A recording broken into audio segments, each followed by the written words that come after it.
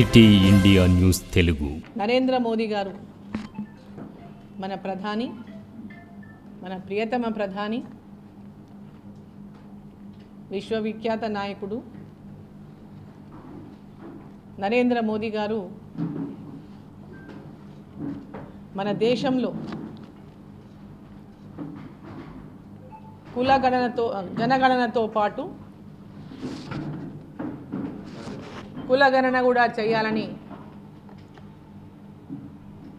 కేంద్ర ప్రభుత్వం, ఎన్డీఏ ప్రభుత్వం నిర్ణయం తీసుకున్నటువంటి విషయం మీకు అందరికీ తెలుసు.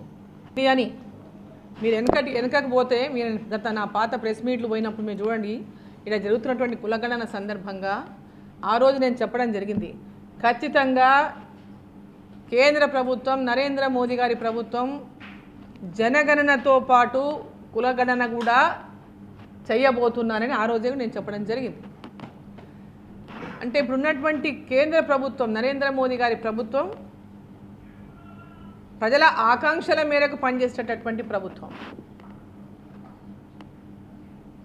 కాంగ్రెస్ ప్రభుత్వం ఈరోజు ఏమంటుంది, ఈ కులగణన చేయడానికి మమ్మల్ని భయపడి కులగణన నిర్ణయం తీసుకున్నది భారతీయ జనతా పార్టీ, నరేంద్ర మోదీ, ఎన్డీఏ ప్రభుత్వం అనేటటువంటి మాటలు గొప్పగా మాట్లాడుతున్నారు. మొట్టమొదటగా చెప్పాలంటే వీళ్ళు చేసినటువంటి కులగణన తప్పుల తడక. ఆ కులగణనలో చాలామంది, సగానికి మంది పైగా పాల్గొననే లేదు. తెలంగాణ రాష్ట్రంలో కాంగ్రెస్ ప్రభుత్వం చాలా గొప్పగా ఘనంగా మేము చేసినాము, ఇది దేశానికి ఆదర్శము అని చెప్పేటటువంటి కులగణన ఏదైతే ఉందో అది పూర్తిగా తప్పుల తడక అయినటువంటి కులగణన. అంటే అసలు ఎలాంటి పూర్తి స్థాయిలో వివరాలే లేవు దాంట్లో. ఎంతోమంది దాంట్లో కులగణనలో పాల్గొననే లేదు. వారిని పాల్గొనకపోవడానికి కారణం ఈ స్టేట్ పార్టీకి ఏదైతే ఉందో వాళ్లకు కులగణన గురించి వాళ్ళకు అధికారాలు లేకపోవడం ఒకటైతే, కేవలం ఎన్నికలను దృష్టిలో పెట్టుకొని మాత్రమే కులగణన, బీసీల యొక్క ఓట్లను మేము ఈ విధంగా కులగణన పేరుతో కొల్లగట్టగలము అని విశ్వాసం కలిగించేటటువంటి ప్రయత్నం వాళ్ళు చేసినా, వాళ్ళు పెద్ద ఎత్తున వాళ్ళు చేసినటువంటి ఆ యొక్క కులగణన ప్రకటనలో కానీ కులగణనలో కానీ చిత్తశుద్ధి లోపించడం, కేవలం రాజకీయం కోసం మాత్రమే వాళ్ళు కులగణన అనేటటువంటి మాట మాట్లాడింది. ఎన్నికలప్పుడు బీసీ డిక్లరేషన్ అని 43% రిజర్వేషన్ పెంచుతామన్నారు, 23%, 43% పెంచుతామని చెప్పిండ్రు. అది పెంచలేకపోవడం, ఇచ్చిన మాట నిలబెట్టుకోకపోవడం, లోకల్ బాడీస్లో మళ్ళీ ఏడ పరపతి కోల్పోతామో ఆ పరపతిని దక్కించుకోవడానికి ఈ యొక్క కులగణన అనేటటువంటి అంశాన్ని ముందుకు తెచ్చిందే తప్ప వాళ్ళకి ఎక్కడ కూడా చిత్తశుద్ధి లేదు కులగణన విషయంలో. 1931లో మొట్టమొదటిసారిగా కులగణన జరిగింది. ఆ తర్వాత స్వతంత్రం వచ్చినాక కాంగ్రెస్ ప్రభుత్వం 60 ఏళ్ళు దాదాపు అధికారంలో ఉంది. మరి ఆ రోజు ఏనాడు కూడా కులగణన గురించి ఎందుకు మాట్లాడలేదు? ఆ రోజు కూడా చాలా డిమాండ్స్ వచ్చినాయి కులగణన పైన. మరి మన్మోహన్ సింగ్ గారి ప్రభుత్వంలో కూడా పెద్ద ఎత్తున ఆనాడు దీనిపైన డిమాండ్స్ వచ్చినాయి. మరి ఎందుకు ఇన్ని సంవత్సరాలు డిసిషన్ తీసుకున్నటువంటి కాంగ్రెస్ పార్టీ అనేక సంవత్సరాల అధికారంలో ఉండి వాళ్ళు ఏ కులంనైనా ఏ మతంనైనా కాంగ్రెస్ పార్టీ కేవలం ఓటు బ్యాంకు రాజకీయాల కోసమే వారిని వంచిస్తూ వచ్చింది తప్ప చిత్తశుద్ధితో అణగారిన వర్గాలకు కానీ అదేవిధంగా వెనుకబడిన తరగతులకు కానీ అదేవిధంగా మతం పేరు మీద ఇవాళ రిజర్వేషన్ ఇస్తామనేటటువంటి మాట ఏదో వాళ్ళు చెప్పిండ్రో అది కేవలం ఓటు రాజకీయాల కోసమే. ముస్లింలకు కూడా బీసీలుగా ఈరోజు బీసీ యొక్క పరపతిని కల్పించడానికి ఈరోజు రాజకీయంగా చేస్తూ ఉంది. అసలు ముస్లింలను బీసీలను చేయడం అంటే బీసీలకు అన్యాయం చేయడమే. ముస్లింలను బీసీ జాబితాలో చేర్చడం అంటే బీసీలకు పెద్ద ఎత్తున అన్యాయం చేయడమే. ఇన్ని సంవత్సరాల అధికారం ఉన్నటువంటి కాంగ్రెస్ పార్టీ ఇంకా పేద ముస్లింలకు న్యాయం చేయలేకపోయింది. ఇంకా ముస్లింలు పేదరికంలో మగ్గుతుందనంటే దానికి బాధ్యులు ఎవరు? కాంగ్రెస్ పార్టీనా కాదా? ఈరోజు ఒగలేడుపులు, దొంగ నాటకాలు, ముసలి కన్నీరు ఒక పక్కగా అరుస్తారు. అనేక రకాలుగా భారతీయ జనతా పార్టీ బురదలేటటువంటి ప్రయత్నం చేస్తూ ఉన్నారు. ఒక కమిట్మెంట్తో పనిచేస్తున్నటువంటి నాయకుడు నరేంద్ర మోదీ గారు. ఈ దేశం యొక్క అభివృద్ధి కోసమే, దేశం యొక్క అభివృద్ధి లక్ష్యంగా పనిచేస్తున్నటువంటి నాయకుడు నరేంద్ర మోదీ గారు. ఎన్డీఏ ప్రభుత్వం మూడవసారి అధికారంలోకి వచ్చి ఈ దేశంలో ఉన్నటువంటి ప్రజలన్నీ బీసీ అణగారిన వర్గాలకు న్యాయం చేయాలనేటటువంటి ఒక లక్ష్యంతో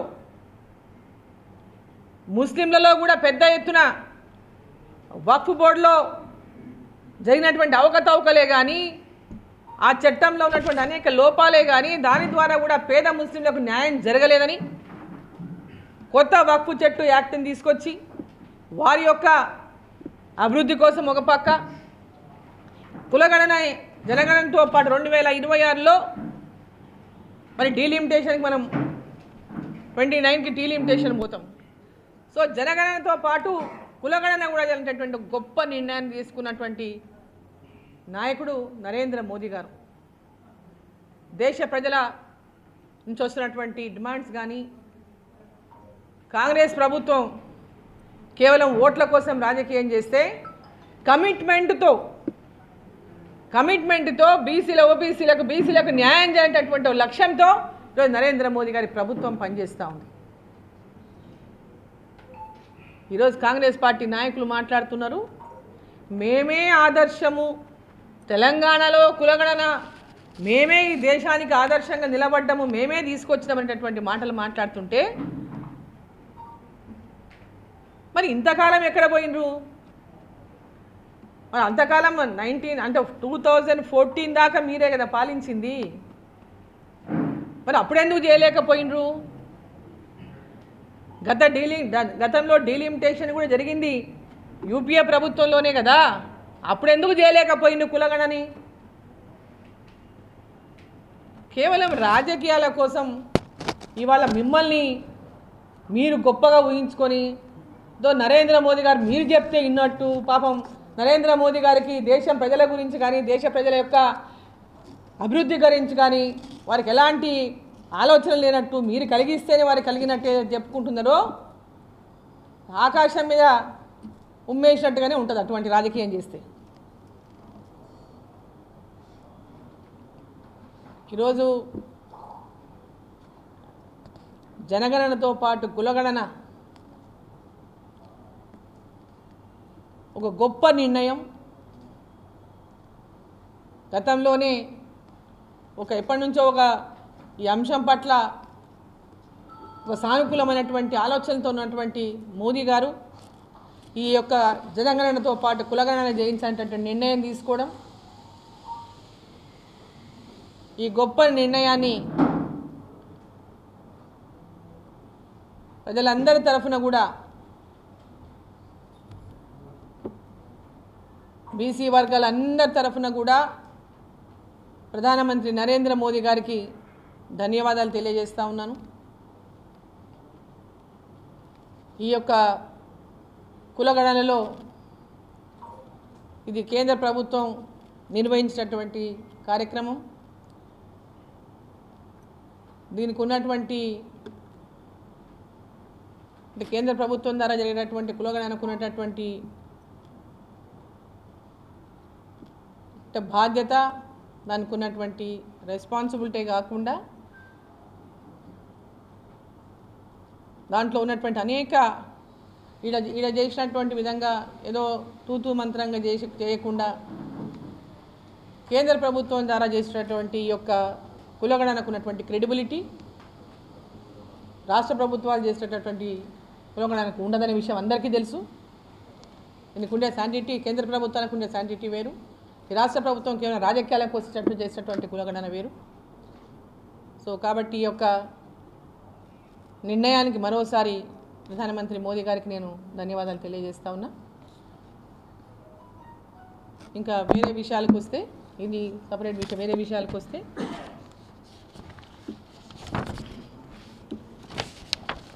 అందరం చూసినాం కులగణన విషయంలో ఎంతమంది వ్యతిరేకించారో. బీసీలే చాలామంది వ్యతిరేకించారు, బీసీ నాయకులు వ్యతిరేకించారు తెలంగాణలో జరిగినటువంటి తీరును. అంతకంటే పెద్ద సాక్ష్యం అక్కర్లే. ఏ విధంగా జరిగింది తెలంగాణలో కులగణన అని చెప్పడానికి అంతకంటే పెద్ద సాక్ష్యం అవసరం లేదు. అసలు చాలా కుటుంబాలను అసలు ఎవరు ప్రశ్నించిన వాళ్ళు లేరు, అడిగిన వాళ్ళు లేరు, రాసుకున్నది లేదు. ఈరోజు అంటే ఆర్థికమైనటువంటి సర్వే కానీ, కులగణన కానీ, జనగణన కానీ, ఇవన్నిటికి కూడా ప్రతిపత్తి అనేది కేంద్ర ప్రభుత్వం ద్వారా నిర్వహించినటువంటి క్రెడిబిలిటీ మిగతా రాష్ట్రంలో రాజకీయాల కోసం చేయడానికి చాలా తేడా ఉంటుంది. సో ఆ విషయాన్ని అందరూ కూడా గ్రహించాలని నేను కోరుతున్నా. కేవలం రాజకీయ అడ్మినిస్ట్రేషన్ పైన ఎవరికి విశ్వాసం లేదు ప్రజలకి. ఇవాళ ప్రజల్లో వీళ్ళ అడ్మినిస్ట్రేషన్ పైన ప్రజలకు విశ్వాసమే లేదు. ఈ ప్రభుత్వం విశ్వాసాన్ని కోల్పోయింది, ప్రజల విశ్వాసాన్నే కోల్పోయింది. వాళ్ళు ఇచ్చిన హామీలు నిలబెట్టుకోలేదు. 2 లక్షల రుణమాఫీ అందరికీ అందనే లేదు. రైతు బంధును, రైతు భరోసా అన్నారు, 15,000 అన్నారు, 12,000కి చేసిన 12,000 కూడా ఇంత అందరికి అందలేదు. రైతు కూలీలకు 12,000 అన్నారు, అందరికి అందింది లేదు. ఈరోజు వాళ్ళు ఇచ్చినటువంటి మహిళలకు 2,500 రూపాయలు నెలకు ఇస్తామన్నారు, అది లేదు. 1,00,000 రూపాయలు తులం బంగారం అన్నారు, కళ్యాణ లక్ష్మి, అది లేదు. నిరుద్యోగులకు నెలకు 4,000 రూపాయలు నిరుద్యోగ భృతి అన్నారు, అది లేదు. 5 లక్షల రూపాయలతో ఇందిరమ్మ ఇళ్ల నిర్మాణం చేస్తామన్నారు, ఇప్పటికీ ఇంకా ప్రారంభం కాలేదు. ఇంకా దరఖాస్తులు తీసుకునేటటువంటి ఇంకా కొత్తగా ఏమంటున్నారంటే, ఇప్పుడు ఊర్లలో నాకు ఫోన్లు వస్తూ ఉన్నాయి, ప్రతి గ్రామం నుంచి ఫోన్ కొడుతున్నారు, ఇల్లు రాను అంటే. మేము గ్రామసభ పెట్టినప్పుడు మా పేర్లు అందరు దరఖాస్తుదారుల ఎలిజిబిలిటీ అని చెప్పేసి లిస్టు పెట్టిండ్రు, దాంట్లో మా పేరు వచ్చింది, ఇప్పుడు మా పేరు తీసేసిండు అని ఫోన్లు కొడుతున్నారు. చాలా గ్రామాలకు వెళ్ళి ఈ ఇండ్ల గురించి ఏదైతే గ్రామాల్లో ఎమ్మెల్యేలు ఇచ్చి సంతకాలు పెట్టినాయి, కాంగ్రెస్ పార్టీ ఎమ్మెల్యేలు వాళ్ళు సంతకం పెడితే ఇన్ఛార్జ్ మినిస్టర్ శాంక్షన్ చేస్తున్నారు. దీంట్లో కలెక్టర్కి ఎలాంటి అధికారాలు లేవు, ఇతర అధికారులకు ఎలాంటి అధికారాలు లేవు. కేవలం వాళ్ళు చెప్పిన పేర్లు వీళ్ళు పంపాలి, ఇన్ఛార్జ్ మినిస్టర్ ముద్ర వేయాలి. ఈ పరిస్థితుల్లో వాళ్ళు ఇండ్లు ఇస్తున్నారంటే వాళ్ళ కార్యకర్తలకు ఇండ్లు ఇస్తున్నారని అనేక చోట్ల ఫోన్లు వస్తున్నాయి. ఇవాళ ఒక్కొక్క ఎమ్మెల్యేకి కోటా పెట్టిండ్రు, అంటే ప్రజాప్రతినిధులకు కోటా పెట్టిండ్రు. ఎమ్మెల్యే అంటే ప్రజాప్రతినిధి, ఆయన కాంగ్రెస్ పార్టీలో అయినా ఉండొచ్చు, ఇంకో పార్టీ అయిండొచ్చు, భారతీయ జనతా పార్టీ అయిండొచ్చు. ప్రజాప్రతినిధులు పెట్టినటువంటి కోటా మీద ఏదైతుందో, ఎంపీలు ప్రజాప్రతినిధులు కాదా? పార్లమెంటు సభ్యులు ప్రజల నుంచి ఎన్నుకోబడిన వాళ్ళ కాదా? మరి మమ్మల్ని ఎందుకు అడగలేదు? ప్రపోజల్స్ మమ్మల్ని ఇవ్వమని అడగాలి కదా. మేము ఇచ్చిన ప్రపోజల్స్లో మీరు వెరిఫై చేయండి, దాంట్లో ఏమన్నా లేని వాళ్ళు కాదు, ఉన్న వాళ్ళకి ఏదైనా పేర్లు ఉంటే తీసేయండి, లేని వాళ్ళకే ఇవ్వండి, ఎవరి లిస్ట్ అయినా కానీ ఇవాళ ఓన్లీ ఎమ్మెల్యేలకే అనడం సమంజసం కాదు. నేను భారతీయ జనతా పార్టీ నుంచి రిప్రజెంటేషన్ చేస్తున్న ఎంపీగా ఎంతోమంది కార్యకర్తల గ్రామాల్లో నిరుపేదలు ఇవాళ ఫోన్లు కొడతా ఉన్నారు, మీరు ఆ పార్టీకి చేసిండ్రు, మీరు ఈ పార్టీకి చేసిండ్రు, మీ పేర్లు రాయం, మీ పేరు మీకు ఇయ్యం ఇండ్లు. ఏమన్నా సోనియా గాంధీ గారి ఇంటికి వెళ్ళి వస్తున్నాయా, రాహుల్ గాంధీ గారి ఇంటికి వెళ్ళి వస్తున్నాయా, రేవంత్ రెడ్డి గారి ఇంటికి వెళ్ళి వస్తున్నాయా, లేకుంటే ఎమ్మెల్యేల ఇంటికి వెళ్ళి వస్తున్నాయా? ఇది ప్రభుత్వం సొమ్ము, ప్రజల సొమ్ము. అర్హులైన వాళ్ళకే ఇవి అందాల్సినటువంటి అవసరం ఉన్నది. అర్హులైన వాళ్ళకి అందరికీ ముందు అందించండి. మీరు ఏదైతే L1 అని తీసుకున్నారు, ఎవరైతే ఖాళీ స్థలం ఎమ్మడే ఇల్లు నిర్మాణం చేసుకోవడానికి ఉందో వాళ్ళకి ఫస్ట్ ఇస్తామని, ఎస్, అటువంటి వాళ్ళు ఎవరున్నారో ఐడెంటిఫై చేయండి. అట్లా కాకుండా కేవలం వీళ్ళు ఆ పార్టీ చేసిండ్రు, ఈ పార్టీ చేసిండ్రు అని పేదవాళ్ళని పక్కన పెడితే మటుకు చూసుకుంటూ ఊరుకుండేది లేదు. రోడ్లు ఎక్కుతారు, ప్రజలతో పాటు మేము రోడ్లు ఎక్కాల్సి వస్తుంది. దీంట్లో ఖచ్చితంగా ఇండ్లు లేని నిరుపేదలకు మీరు ఇండ్లు ఇవ్వండి. అందరి ప్రజాప్రతినిధులకు ఏ విధంగా మీరు కోటా నిర్ణయించిండ్రో ఎంపీ కూడా కోటా నిర్ణయించండి. ఒక ఎమ్మెల్యేకు మీరు 3,500 ఏమన్నారు ఒక్కొక్క ఎమ్మెల్యేకు, మరి ఎంపీకి 7 నియోజకవర్గాలు ఉంటాయి. మరి మా కోటా కూడా మాకు ఉండాలి కదా, మేము కూడా పేదవాళ్ళకి ఇండ్లు ఇవ్వాలి కదా. పిఎంఏవై నుంచి ఇప్పటిదాకా మీరు పిఎంఏవైని కూడా మరి ఎంతవరకు దీంట్లో ఇమ్మీడియట్గా ఆ యొక్క గైడ్లైన్స్ని పాటించి వాటిని మీరు ఇక్కడ చేసుకుంటున్నారో ఇప్పటిదాకా కూడా క్లారిటీ ఇవ్వలేదు. ఆ గైడ్లైన్స్ని పాటిస్తున్నారా లేదా, పిఎంఏవై కింద మొత్తం ఆ ఇండ్లని మనం ఉపయోగించుకుంటున్నామా లేదా, కేసీఆర్ లాగానే మీరు కూడా పిఎంఐ వాడుకోరా. అసలు విషయం ఇది ఏ డబ్బు అయినా పేద ప్రజల డబ్బు, అది రాష్ట్ర ప్రభుత్వమే కావచ్చు కేంద్ర ప్రభుత్వమే కావచ్చు. ఇక్కడ నుంచి వీళ్ళు ఏం చెప్తారు, మేము ట్యాక్సులు కట్టిన పైసలు కేంద్రానికి పోతున్నాయి. రేవంత్ రెడ్డి కడుతున్నా ట్యాక్సు, కాంగ్రెస్ మంత్రులు కడుతున్నారు ట్యాక్సులు, కాంగ్రెస్ ఎమ్మెల్యేలు కడుతున్నారు ట్యాక్సులు, ఈడ ఉన్న ప్రతి ఒక్కరు కడుతున్నారు, ప్రజలందరూ కడుతున్నారు, ప్రతి ఒక్కరు కడుతున్నారు. ప్రజలే కాదు ఇండస్ట్రీస్ ఉన్నారు, చాలామంది వ్యాపారులు, అనేక మంది ట్యాక్సులు కడితేనే ఇవాళ సంక్షేమ పథకాలు కానీ అభివృద్ధి పథకాలు కానీ వాళ్ళు అమలు అవుతున్నాయి. అది మీ సొత్తు అనుకోకండి, అది మీ సొత్తు అనుకొని మీకు ఇష్టం వచ్చినట్లా చేస్తే ఎట్లా ఉంటుందో కదా. 10 సంవత్సరాలు ఏం జరిగిందో చూసిండ్రు. ఇప్పటికైనా గుణపాఠం తెచ్చుకోకుంటే నేర్చుకోకుంటే ప్రజలందరూ కూడా వాళ్ళకంటే ఎక్కువ వాళ్ళని ఏ విధంగా తిరస్కరించిండ్రో అందరికి డబుల్గా మిమ్మల్ని తిరస్కరించేటటువంటి పరిస్థితి ఈరోజు తెలంగాణలో ఏర్పాటైంది. పేదవాళ్ళకందరికీ ఆ ఇండ్లని